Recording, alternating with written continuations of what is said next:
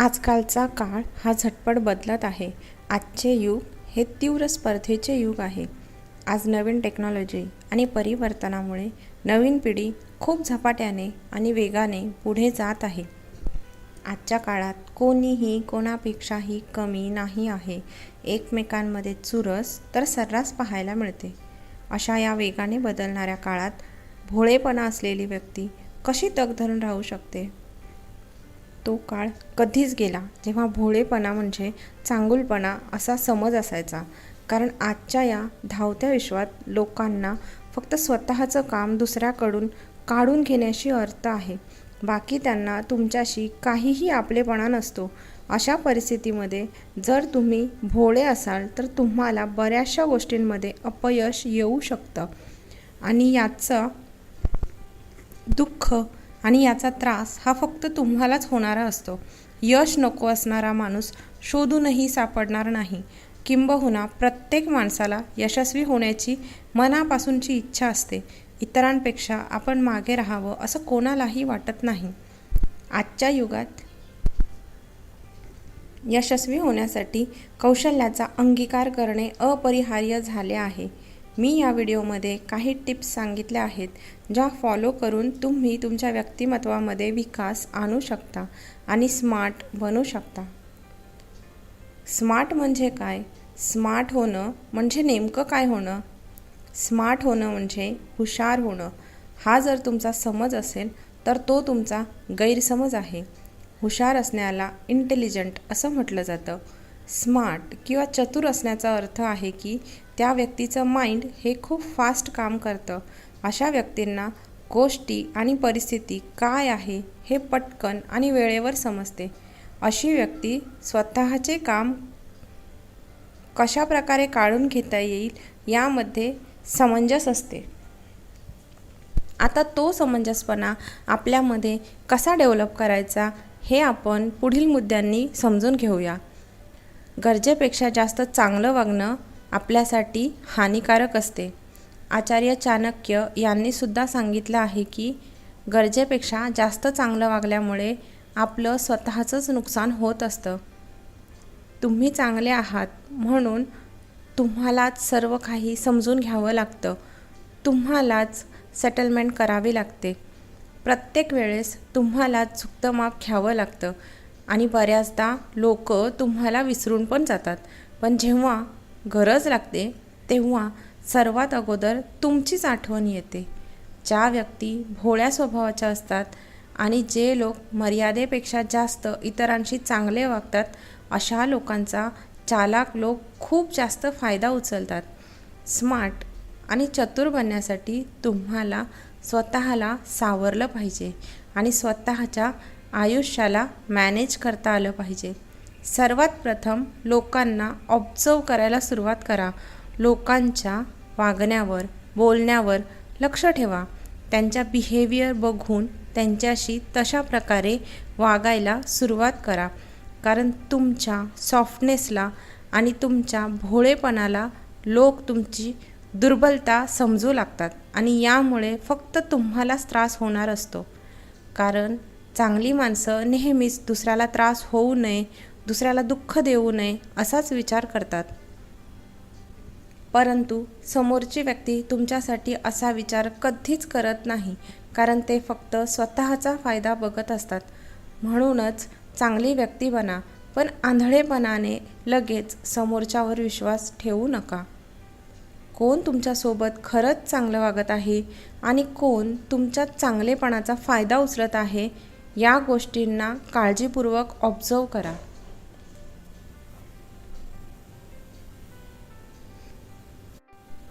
दुसऱ्यांच्या चुकांमधून शिका. तुम्ही प्रत्येक गोष्ट जर स्वतःच्या अनुभवातून शिकायला गेलात तर तुम्हाला हा जन्म कमी पडेल. चुका करून आणि त्यातून अनुभव घेऊन आपण स्वतःचं नुकसान करून घेण्यापेक्षा इतरांच्या चुकांमधून शिकणं केव्हाही चांगलं. वर्तमान काळात जगायला शिका. काम करत असतानाही आजूबाजूला काय चाललंय या गोष्टींना ऑब्झर्व करा. स्वतःच्याच विचारांमध्ये गुरफटून स्वतःच्याच दुनियेत हरवून राहू नका. स्वतःचे डोळे आणि विचार ओपन ठेवा. आणि स्वतःच्या विचारांना स्मार्ट बनवण्याचा प्रयत्न करा. उदाहरणार्थ, जसं की तुमच्या एखाद्या फ्रेंडला ऑनलाईन लॉटरी लागायचा कॉल आला आणि इन्फॉर्मेशन व्हेरीफाय करायच्या निमित्ताने त्या व्यक्तीने तुमच्या फ्रेंडची सर्व माहिती, OTP, बँक डिटेल्स एक्सेट्रा सर्व माहिती काढून घेतली आणि त्या व्यक्तीने तुमच्या फ्रेंडला बऱ्याचशा अमाऊंटला ठगलं. तर तुम्ही यातून धडा घ्या आणि यातून तुम्ही शिका की कोणत्याही अननोन व्यक्तीला तुम्ही तुमची कोणतीही पर्सनल डिटेल्स शेअर करू नका. तर सांगायचा मुद्दा असा की तुम्हीही पुन्हा कधी काही ऑनलाईन खरेदी केली किंवा तुम्ही कोणत्या तरी गोष्टीचे लकी विनर झालात तर समोरच्या पर्सनची नीट तपासणी करूनच पुढचं पाऊल घ्या. स्वतःच्या चुकांमधून शिकण्यापेक्षा इतरांच्या चुकांमधून शिका. आजूबाजूला जे चाललंय त्यावर लक्ष ठेवा, काळजी घ्या. तुमच्या आजूबाजूला काय चाललंय, कसं चाललंय आणि कशा प्रकारच्या लोकांशी तुम्ही मिळत आहात किंवा बिझनेस करत आहात यावर लक्ष ठेवा. काळजी घ्या की तुम्ही कशा प्रकारच्या लोकांशी डील करत आहात. पुढचा मुद्दा आहे लोकांना ऑब्झर्व करा. लोकांच्या प्रत्येक हालचालींवर, त्यांच्या ॲक्टिव्हिटीवर लक्ष ठेवा, कारण दुसऱ्या लोकांची ॲक्टिव्हिटी तुम्हाला त्यांच्याबद्दल आणि तुमच्या स्वतःबद्दलही खूप काही सांगते. आपल्यासोबतच्या प्रत्येक एका व्यक्तीवर लक्ष ठेवा. तुमच्या कोणत्या बोलण्याने आणि वागण्याने समोरचे खुश होतात आणि कोणत्या तुमच्या सवयी आहेत ज्या त्यांना आवडत नाहीत, या गोष्टींची सुद्धा काळजी घ्या. जसं की तुमचा एखादा फ्रेंड तुम्हाला असं काहीतरी करण्यापासून अडवतोय किंवा तुम्ही ते काम करत आहात त्यामुळे तो फ्रेंड अजिबात खुश नाही आहे, जे काम केल्याने तुम्हाला भविष्यात जास्तीत जास्त फायदा होऊ शकतो. तर अशा व्यक्तीपासून सावध राहा. शक्य झाल्यास अशा व्यक्तींपासून दूर जा, कारण या कामामध्ये त्या फ्रेंडचा काहीही उपयोग नाही आहे आणि तो तुम्हालाही पुढे जाताना पाहून आनंदी नाही आहे. तुम्ही जेव्हा समोरच्या व्यक्तीशी बोलत असता तेव्हा त्या व्यक्तीवर लक्ष ठेवा. त्यांच्या बॉडी लँग्वेजला ऑब्झर्व करा.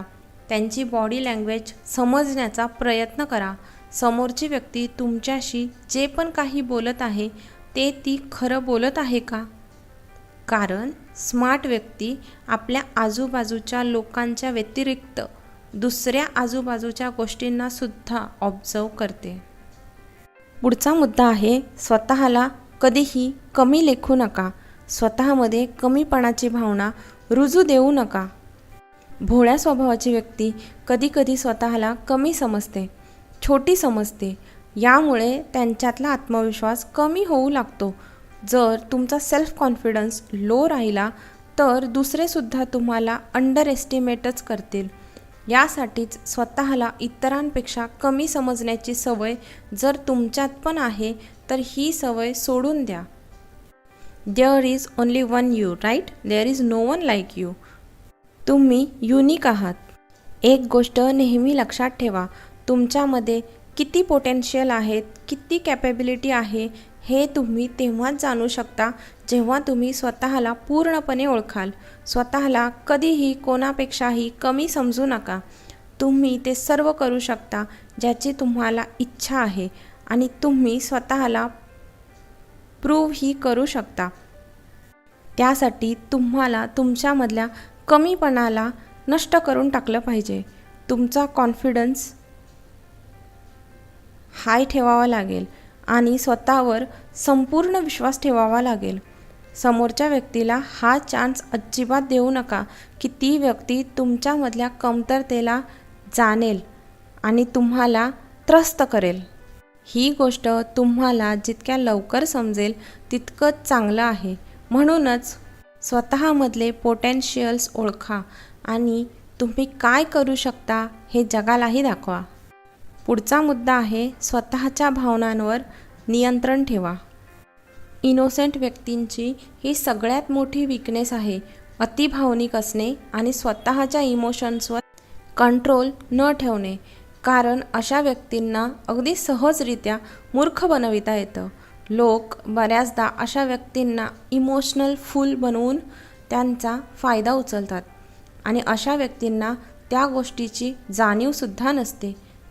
जशा प्रकारे जर समोरची व्यक्ती थोडीशी त्यांच्यासमोर अपसेट किंवा नर्वस झाली की लगेचच त्यांची मदत करायला तयार होतात.